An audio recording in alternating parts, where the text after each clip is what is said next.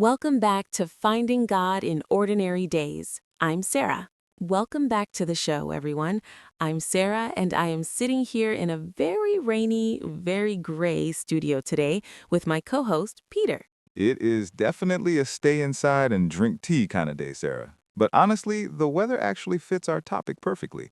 It's gloomy and slow, and it kind of forces you to stop. Exactly, and that is exactly what we are diving into today, the concept of being still. Specifically, what happens when we feel like God is telling us to hit the pause button? It's one of those Christian buzz phrases we hear all the time, right? Just be still. But in a world that demands 24/7 productivity, being still feels less like a spiritual discipline and more like a punishment. Oh, absolutely. For a type A person like me, be still sounds an awful lot like be lazy or lose your momentum. It's incredibly uncomfortable. We're going to unpack that discomfort today. We'll look at why silence is so terrifying, why we try to outrun God's timing, and how to actually find peace when the wheels stop turning. We've received so many emails from listeners who feel like they are in a waiting room season of life. You've prayed, you've planned, and yet nothing is moving. So, if you're feeling restless, if you're frustrated by a closed door, or if you're just exhausted from trying to make things happen on your own strength, this episode is for you. Let's get into it. Grab your coffee, settle in, and let's talk about the power of the pause. I want to start with the verse everyone knows, Psalm 46:10. Be still and know that I am God. We put it on coffee mugs and journals, but we rarely look at the context. Right, that psalm wasn't written during a spa day.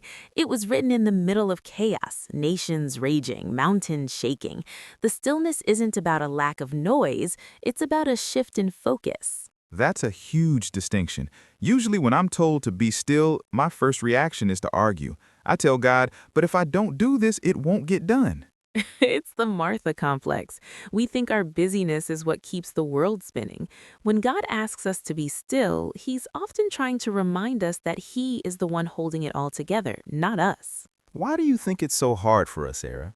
Personally, I think I use busyness as a shield. If I'm moving, I don't have to feel the things I'm afraid of. I think you hit the nail on the head. Silence is a mirror. When you stop moving, you're forced to look at your anxieties, your insecurities, and your lack of control. And control is the big one. Being still is the ultimate surrender of control. It's saying, I'm going to stop pulling the levers and let you lead. I remember a season in my life a few years ago when I lost my job unexpectedly. I spent weeks frantically applying for things, calling everyone I knew, just trying to fix it. I remember that. You were a ball of nerves. You weren't just looking for work, you were looking for your identity. I really was. And I felt this distinct nudge, this quiet voice in my spirit saying, Sarah, stop. Just sit with me for a while. I hated it. I felt like I was failing by not doing something. But what happened when you finally did stop, when you actually leaned into that stillness? It wasn't an overnight miracle, but I realized that my worth wasn't tied to my paycheck. I had to learn to be a daughter of God before I could be a professional again. That's the know part of be still and know. You can't truly know God's character if you're always drowned out by the sound of your own hustle. Let's talk about the difference between being still and being stagnant, because I think people get those confused. That's a great point. Stagnancy is passive. It's giving up or becoming indifferent. Stillness, in a biblical sense, is highly active. It's an active posture of listening. It's like a soldier standing at attention. They aren't moving, but they are incredibly alert. They are waiting for the command. I love that imagery. If you're running around doing your own thing, you might miss the command when it actually comes. You're too far ahead of the leader. Think about the Israelites at the Red Sea. They had an army behind them and an ocean in front of them. Moses told them, "The Lord will fight for you. You need only to be still." Can you imagine how hard that was? Their instinct was to run or fight, but if they had moved too soon, they would have drowned or been captured. They had to wait for the water to part. So often, we try to part the water ourselves. We're splashing around, getting wet and tired, while God is saying, if you just stand still, I'll move the whole ocean for you. So how do we practically do this? If someone's listening and they're in a high-stress season, how do they be still when their heart is racing? It starts with the small things. It starts with 5 minutes of silence in the morning, no phone, no music, no prayer list, just sitting in his presence. I find the unplugging part is the hardest part.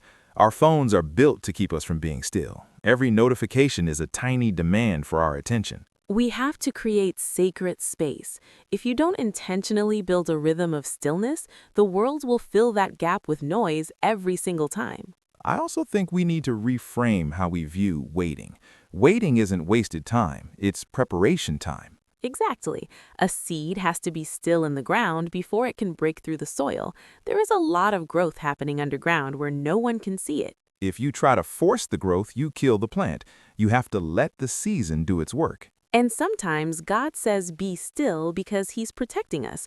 We see the closed door as a rejection, but he sees the cliff on the other side of it. That's a perspective shift. Stillness is a form of protection. It's God pulling us back into the shadow of his wings because the storm outside is too much for us right now. I think about Jesus in the boat during the storm. He was asleep. He was the definition of being still. The disciples were losing their minds, and Jesus was resting. He knew who was in charge of the wind and the waves. His stillness came from his identity. When we know who our Father is, we can sleep through the storm too. We don't have to stay up all night worrying about the what-ifs. If you're in a season of be still right now, don't fight it. Don't try to kick the door down. Trust the pause. Trust that God is working in the silence. He hasn't forgotten you. He's just tuning your ears to his voice. We often treat being still like it's a passive state, but in reality, it's one of the most spiritually athletic things you can do. It takes massive internal strength to hold back your anxiety. You're right. It's like a spiritual muscle we've let atrophy because we're so used to the sprint of modern life. We're great at the 100-meter dash of panic, but terrible at the marathon of peace. Think about the Sabbath concept.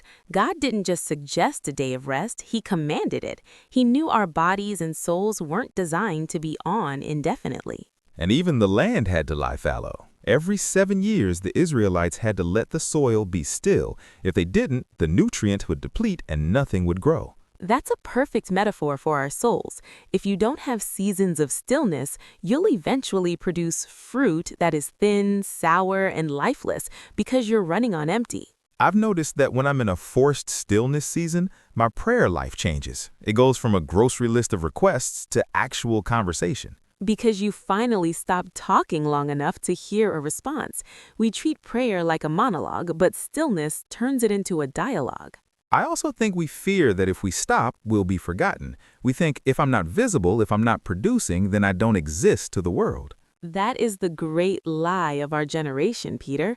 We equate visibility with value, but some of the most profound work God does is in the hidden, quiet places. Look at the life of Moses. He spent 40 years in the desert as a shepherd before he ever led a single person out of Egypt. 40 years of stillness and waiting. And Paul, after his dramatic conversion, he didn't go straight to the pulpit. He went to Arabia for 3 years. He had to be still so his theology could catch up with his experience. We want the platform without the preparation, but the be still season is where the character is built that can actually support the platform later. If you get the big thing before you've learned to be still, the big thing will eventually crush you because you haven't developed the internal stability to handle it.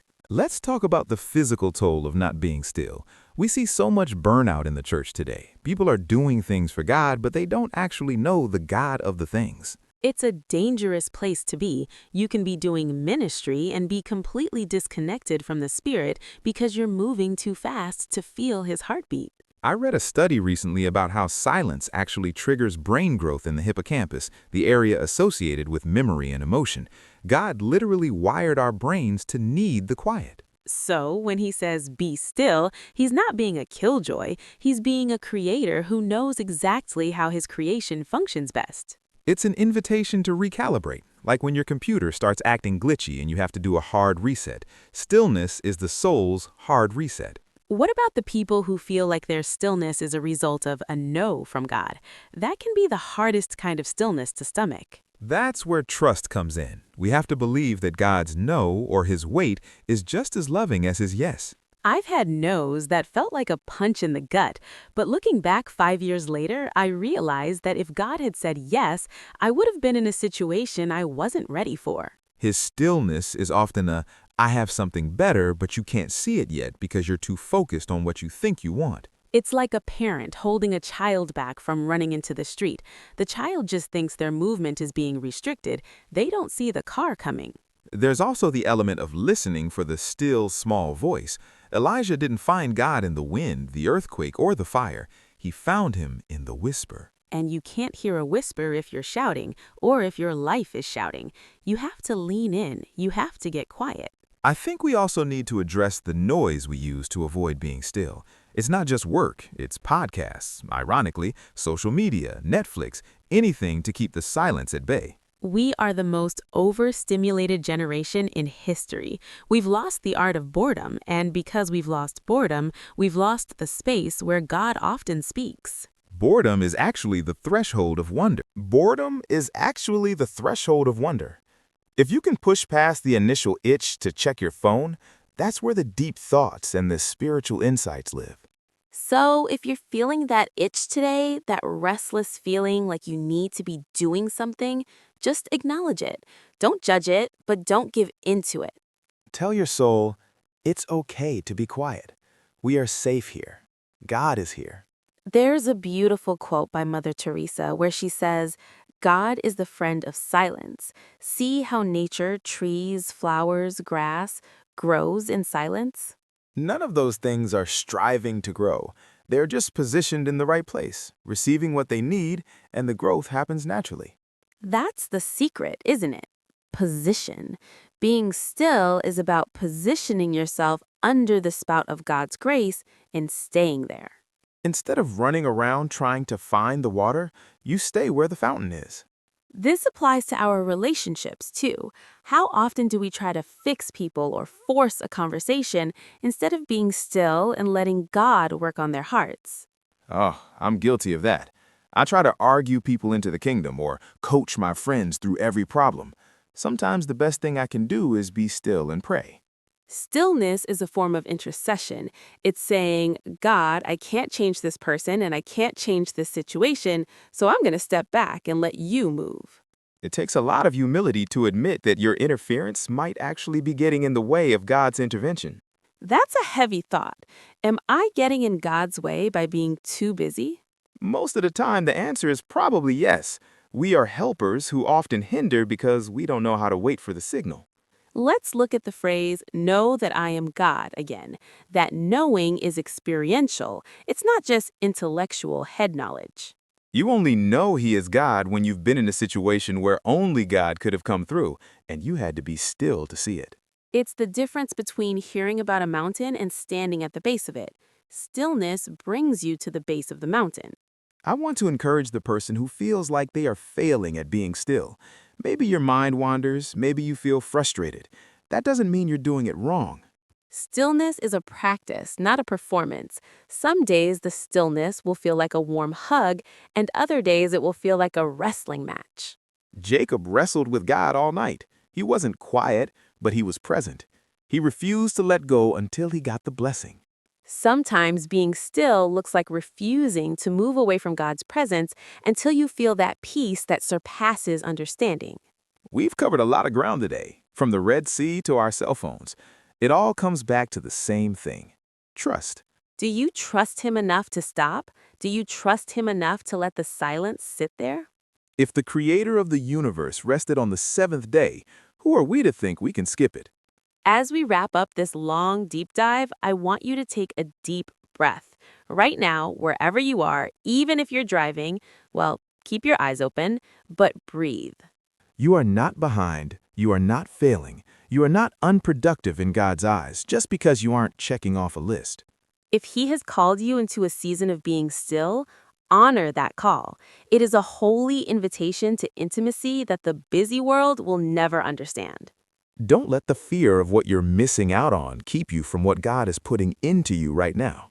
We are praying for you all this week. We're praying that you find the courage to be quiet and the strength to wait. This has been the Sarah and Peter podcast. Thank you for spending this hour in the quiet with us. Go in peace, stay still when he says so, and we'll see you next time. God bless.